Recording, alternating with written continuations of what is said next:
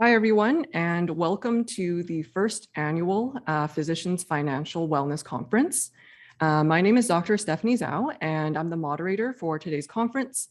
Having been involved in developing financial literacy curricula at the med student and at the resident level, there remains a gap for financial education for those who have already graduated or are years into practice, which is why 75% of those here or watching the conference or the recording later on are in their early to late career. So the main purpose of this conference is to be a one-stop shop financial education crash course for busy staff physicians. So it was great to see departments funding their members to attend or giving residents protected time to come. The other purpose of this conference is to keep financial education affordable, as we're starting to see in the US and now Canada, conferences and courses in the $800 to $2,000 range, which does widen the gap between those who can afford to be financially literate and those who can't. I just wanted to acknowledge the land from where I am hosting the event today. And it is especially important for a financial conference as the origin of why we do land acknowledgements is largely a financial one. One of the earliest forms of financial inequity was Treaty 13, in which is now Toronto, was purchased for 10 shillings or about 10 cents. And that was later ruled as an unfair price of the land. So we acknowledge that the land we are meeting on is the traditional territory of the many nations, including the Mississaugas of the Credit, the Anishinaabe, the 𝗔𝗵𝘂𝗹, the Haudenosaunee, and the Wendat peoples, and is now home to many diverse First Nations, Inuit, and Métis people. We also acknowledge that Toronto is covered by Treaty 13 with the Mississaugas of the Credit. We need to talk about financial independence. And what is financial independence? Financial independence is the idea that you don't have to work to fund your lifestyle, that you've saved and you've invested wisely, and you can live on the interest and dividends of what you've saved. And some of you may say, wait a second, isn't that retirement? No, financial independence is the freedom to work as much or as little as you want and to pursue things outside of medicine. How do you achieve financial independence? That's the easy part. You have to make money, go to work. That's what we're good at. That's the part that we all know. But then you have to save money. You can't spend what you make. And then you take what you save and you need to invest it wisely. You need to be evidence-based, you need to be informed, and you need to be lazy.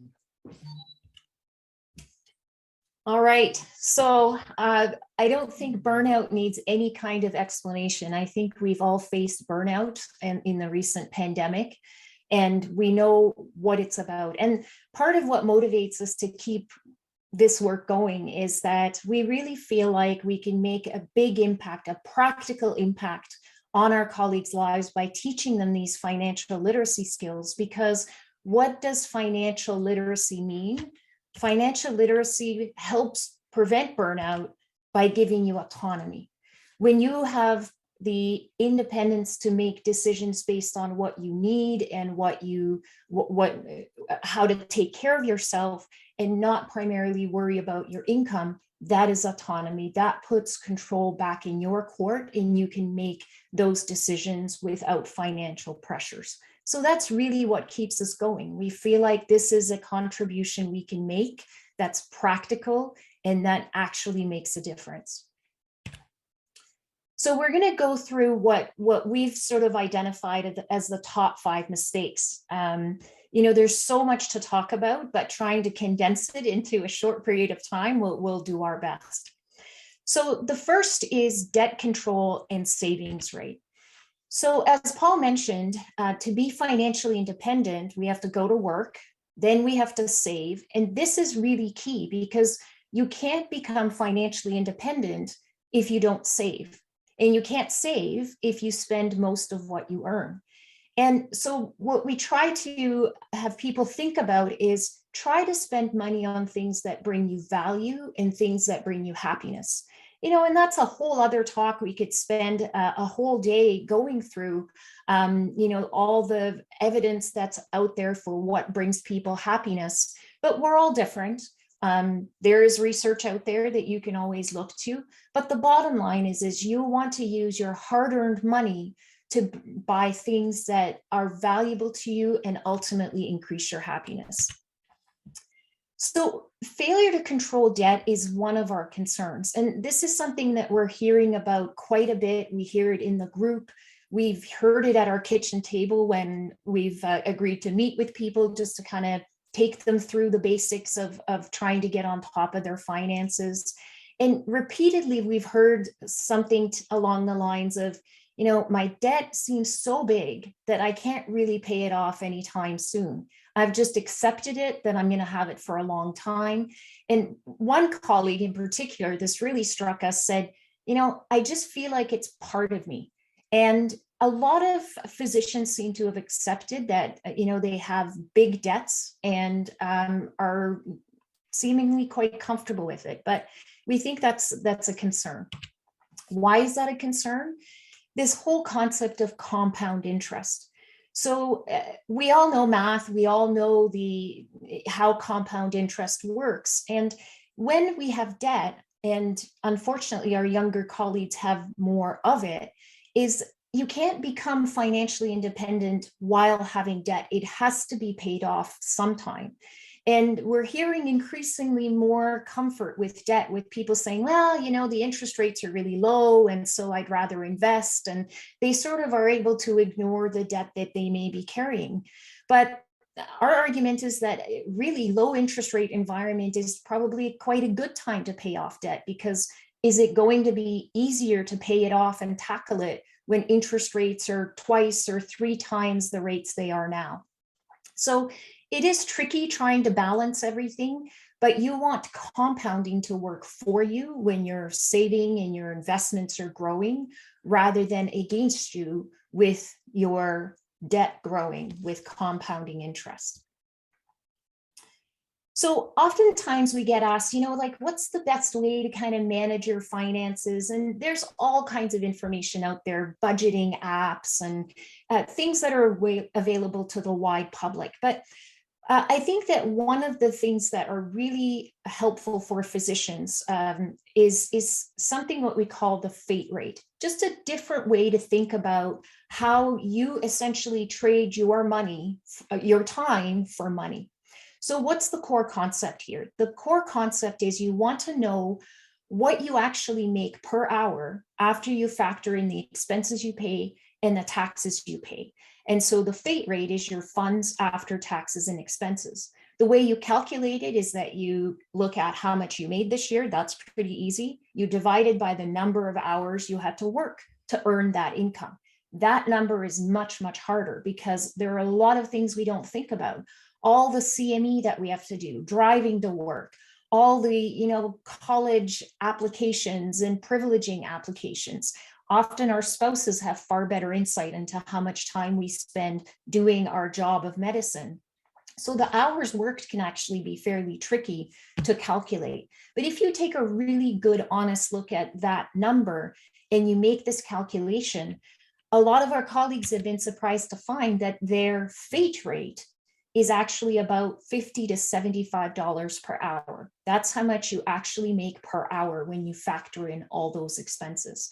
So you can use this as a gauge for, is what I'm purchasing bringing me value and happiness? So a $300 dinner is about 4 to 6 hours of work for most of us. An 8,000 Caribbean family vacation, which I think most of us would now pay easily, 80,000 now that it's been COVID and we haven't been able to travel.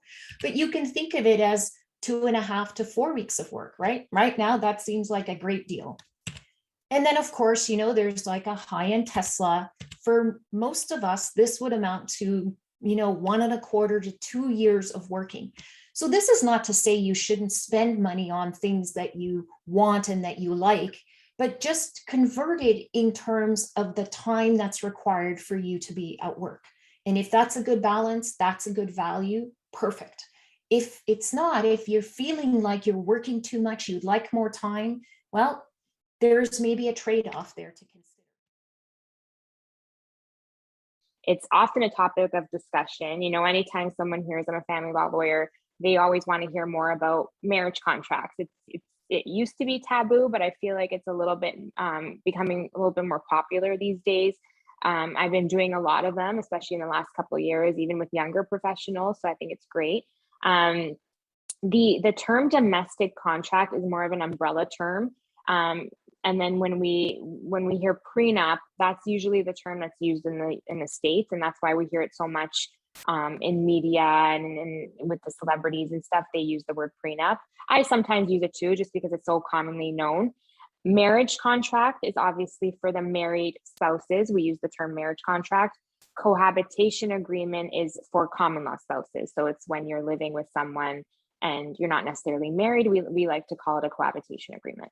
Out of curiosity, because a lot of physicians, as med students and residents, they aren't exactly who you would picture getting a prenup, because they have such high levels of debt.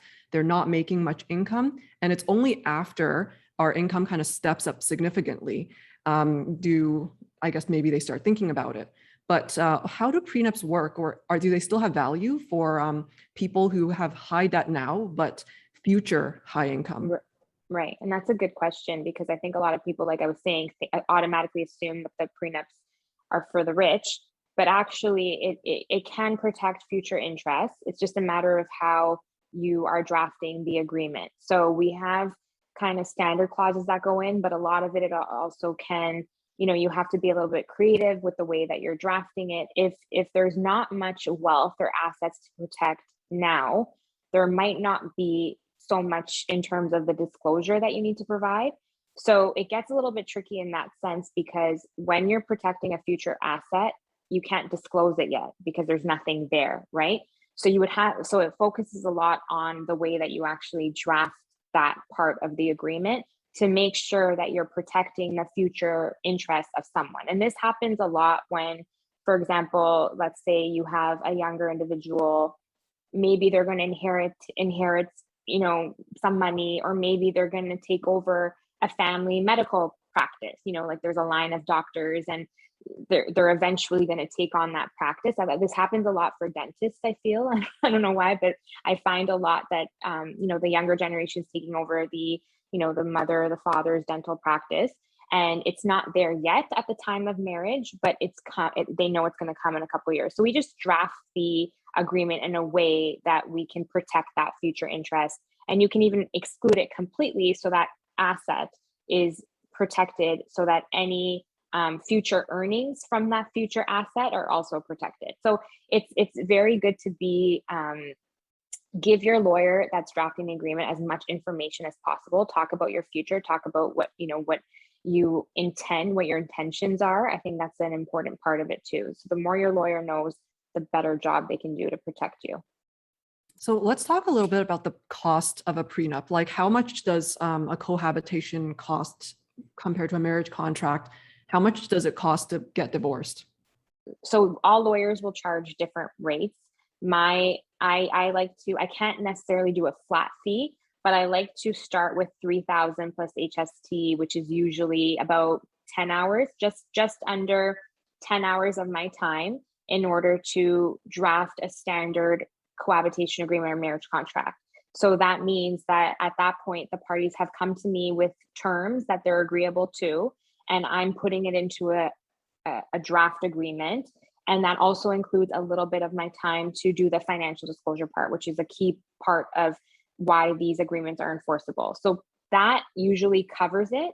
Then there's a little bit more on top of that parties may have to pay just to finalize it and do the independent legal advice part. But between 3,000 to 5,000, you should have a comprehensive agreement signed, and you're good to go. Divorces, depends how litigious they are, how many issues there are. The more issues there are, so if there's property, children, support, matrimonial home, the more that's just more costly. So the way you can think about it is more issues, more cost. They can range to 300,000, 100,000, 50,000. It depends, right? But even that, when you think about it, do I want to pay 3,000 now and kind of protect myself, or have the exposure of spending so much money on litigation? And I noticed that it's really hard to determine who is a good real estate agent and who is not. how do you like vet someone to know that they're actually providing that value or not? Ask them what they're doing. And that's why for me, before I jumped in as a real estate broker or an agent and working with other investors, as I was 21, 22, working with investors who were double my age, but they were working with me and my team, is because we said we had 10 real estate properties. We've done condos, we've done rooming houses. So for them as an investor, they know that we have the experience and not just a license to sell real estate. So when working with an agent, now we've just jumped into the luxury side. So we're doing a lot of luxury homes. So if there's a client looking to buy a $3 to $5, $10 million home or build that type of home, they need to work with someone that has experience in those spaces. So I think that's the biggest thing, is to ask what have they done for themselves in terms of their real estate portfolio. I see. So whether they are a real estate investor themselves or not. Yeah, that's actually a really good point. And do you know if there are any like websites that people can use to kind of rate real estate brokers? Because I know that for like doctors, there's like Rate MDs, right? And people rate, and for restaurants, there's rating sites. But what about for real estate agents? You know what, there isn't. I know on social media, there's several different rankings, and you know, you could take that with a grain of salt, but really I think it comes down to there actually, from my understanding, there's no specific website that is out there in terms of the level of it, of credibility in terms of a realtor or a broker. But I think that's why the easiest thing really, and every broker, and I tell all my agents too, is to show what you've been able to do in the marketplace, how long you've been able to do it. Because in the last 15 years, we've seen several different markets, or even the last 20 years, really, you've seen the market go up, go down, you know, soften up. You've seen certain areas go rise. A lot of people go outside the city. So it's having an understanding, okay, what is the best product to buy and when? At one point, there was a condo boom. Then there was a shift into stacked townhouses because there was a distance between regular townhouses and condos.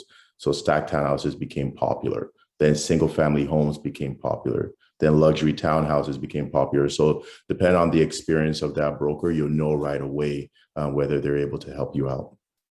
Where do you think the real estate market will be headed with regards to potential rises in the interest rates? Yeah, I think you want to look at what are the indicators that are driving real estate prices. First off is supply and demand. And we do know, like as a developer and builder, there's only 30,000 plus homes being built every year, but immigration keeps on rising. People that are moving out of their house, graduating, looking for new homes is continuing to rise as well too. So there's definitely not enough supply to meet the demand. So that automatically means there's going to be that gradual increase in prices. And then we got to look at other factors like professional jobs that are coming into the city, the impact of the technology space and tech and innovation in the GTA, especially. When you look at areas like San Francisco, New York, or LA, and the impact of technology, or even now Miami, which is becoming another tech boom, tech community. Toronto hasn't seen that impact yet on real estate, indirect impact, which I sort of predict in the next 5 to 10 years, as more and more tech companies start to grow with more Series A, B, and going public, you're going to see a ripple effect of that going into disposable capital, going into the real estate space. All right, so the first question is related to to children. Now, I know both you and both Ben and Mark have kids. So maybe I'll start with you, Ben, because you have 4 kids. What are your tips on teaching children about finances? I think the best thing that you can do with kids is openly talk about money and financial decisions that the adults in the household are making. I think as kids get older, they create opportunities to talk about money because they start asking for stuff, or they start seeing things that their friends have, and just talking about decisions around why you might buy a toy or not. I think that's a tremendous opportunity. One of the things that I do with my kids is the University of Chicago Financial Education Initiative. They created this deck of cards called Talking Sense.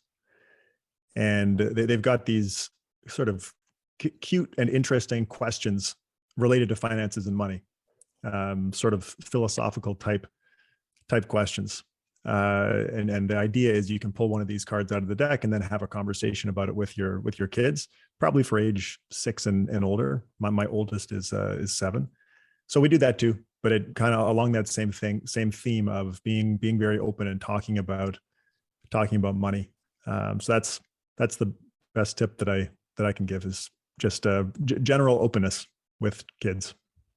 Well, I think my comments are the same in general, but I think there's a few things specific to high income professionals that might be a little bit different. And one is, I would say it's important for us not to assume that our kids are going to have the same type of high income and spending power, career focus that we have. I didn't come from a wealthy family that made a lot of money, but you can't assume your kids are going to do that either. So that'd be one thing to be careful of. And that really gets down to, with how you handle some of your spending. So again, it's open discussion, but when they want something or you're thinking about spending on something, the answer really isn't that, no, we can't do that because we can't afford it. Because most of the time we can actually afford it, is that we're choosing to spend our money differently. I wanted to ask an audience question about leveraged investing. And I'll start with Ben regarding this question. And the question is, what are your thoughts on using leveraged investing during early years while still in training to gain more exposure to the market returns versus waiting until our prime earning years later on? And that audience member said they're concerned that by waiting until earning years to invest, they'll happen to be a lost decade with poor performance. I'll start with the end of the question. I think that the best way to deal with a lost decade is probably not leverage. Leverage introduces a lot of additional risk of catastrophic loss, which, I mean, it's interesting. Statistically, even if on average, the person using leverage, even if they did have a catastrophic loss, lost everything, as long as they got back on the horse and continued investing with leverage after that, they on average did better than somebody who was not using leverage. And this is a fairly famous paper on this whole concept of using leverage early on. I don't know many people that would do that. They would lose everything and then get back on the horse and lever up again to continue. I don't think that's realistic, I guess is what I'm saying. Now, the concept though, like the paper and then later the book that these economists wrote on this topic was based on this idea of time diversification, which is, I think, what the question is getting at. If the longer you can have your lifetime savings in the market, the better, because if you end up with really bad returns when most of your capital is invested, well, that's not great. So if you can borrow all of your future savings effectively, or as close as possible, if you can borrow your future savings now and invest them, you're going to be invested over more investment cycles. I would probably rather deal with that through asset allocation. Like if we think about where have there been lost decades, the most famous ones are in the US. There have been a few. Japan's had a 30-year period where Japanese stocks didn't do so well. But over all of those periods, within the stock market, just diversifying by owning different types of stocks, value stocks, that's stocks with lower prices relative to some fundamental measure like their book value, or small cap stocks.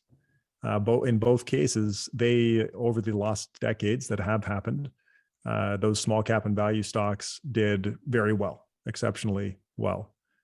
So a properly diversified portfolio even beyond that, I'm making it more complicated than we need to. Just diversifying geographically. So when the US had a lost decade, well, guess what?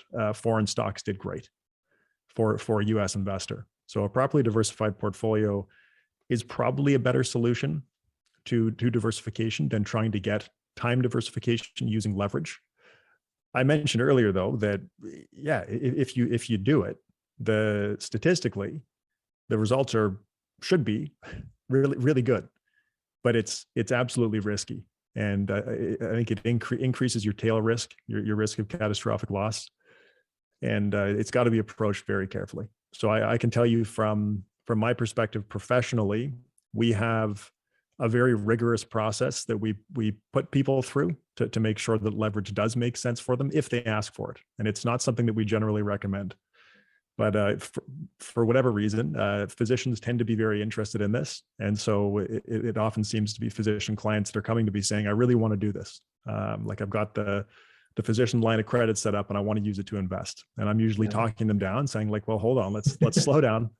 And so we take them through this pretty rigorous process to make sure they understand the risks, but also to make sure that it's that they're not putting themselves in a position where they could have that catastrophic loss. So we approach it very carefully. I approach it very carefully professionally, and I think anybody thinking about doing it should do the same. Yeah, my comment was that probably the people early on, like medical students, residents, who are the ones who would benefit the most from this borrowing early on to time diversify, are also the ones who probably be least likely to pass the criteria of who should be leveraged investing. I mean, early on when you would want to use that is also the time where you can't absorb a cash flow shock, and you can't absorb your loan getting called in without selling the stocks. And guess when the loan's going to get called in? It's going to get called in when there's a stock market crash. So you may get forced to pay it back at the worst possible time. And all lines of credit are callable loans.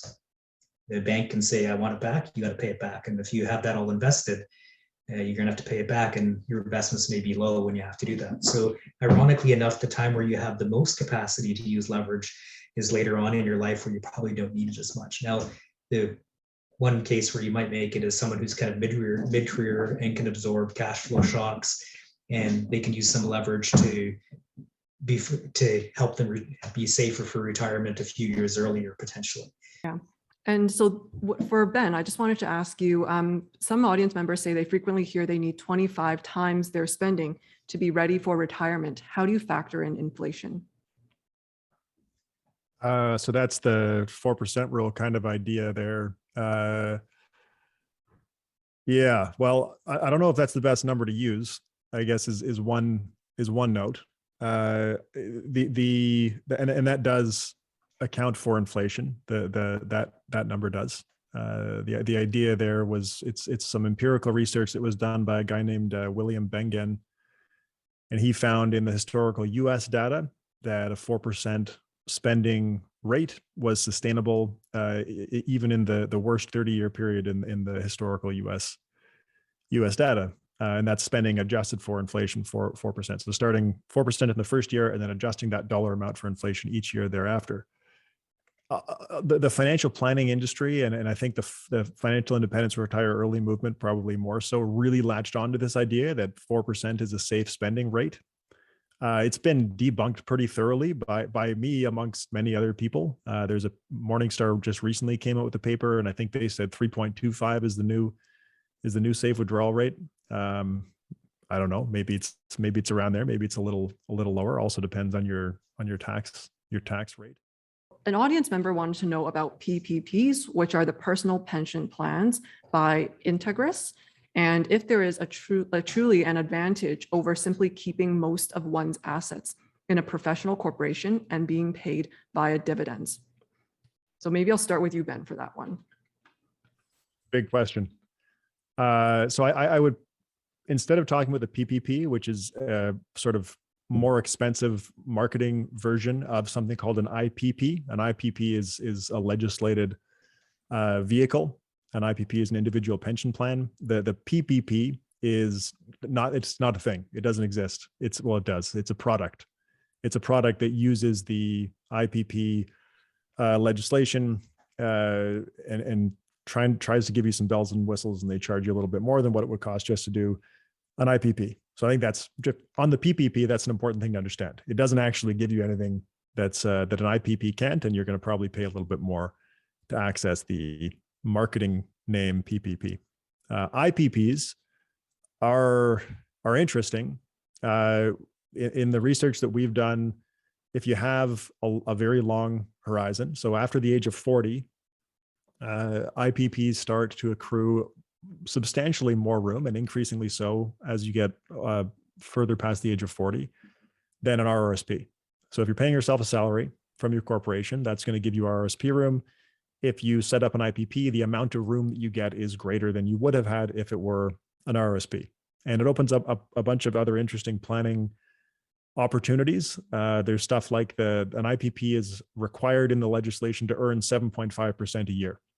If you don't earn that, which we expect for financial planning purposes, we expect an equity portfolio to return about 6.5%. So you got to earn 7.5 with the IPP. If you don't, every 3 years, there's an actuarial valuation. And the corporation can make a tax-deductible contribution to top up to what the portfolio in the IPP should have been at if it had been earning 7.5%. So if we're worried about stuff like the passive income limit, that can be pretty interesting. Now, the downside, I guess, is that you're paying additional fees. So you've got to pay an actuary to do the actuarial work, and that can be like, I don't know, $1,200 or $1,500 a year. So the tax savings have to be pretty meaningful, which is why I said if you're younger and you've got a long time for the tax-free growth inside of the IPP to accrue, that can be more interesting. If you're closer to retirement, setting it up probably won't make as much sense because you're not going to have as much time to take advantage of the tax-free growth inside of the account. So thank you everyone for coming to the first annual Canadian Physicians Financial Wellness Conference. So collectively, we were able to raise $14,075 for Habitat for Humanity GTA. So just as we've kind of been talking about, the high cost of financial education, the different monetized conferences that are out there, this is actually a really important cause for me. So I've been a longstanding supporter of housing and education. And for those that don't know my background, I grew up in subsidized housing and shelters before living in a 1-bedroom basement rental with my parents. So it was actually due to stable housing and a safer community that changed the trajectory for my life. I selected this charity as this year's beneficiary because, as we've seen during the pandemic, those with precarious housing and cramped living conditions were disproportionately affected by COVID compared to those who had space to quarantine or the luxury of working from home. So in addition to building affordable housing, Habitat Restore also sells new and gently used furniture at a discount with no tax, and they can come to your home to help with deconstruction if you're looking to donate cabinetry or doors and windows, which actually saves you contractor fees. You'll also receive a charitable tax receipt for the resale value of your donated items. So I hope that this conference has taught you a lot about saving money, investing money, but just as importantly, giving back. As financial educators and parents, teaching our students and kids about philanthropy is just as important as part of our financial planning. So I hope you guys will join us next year, and thank you so much for this year's continued support.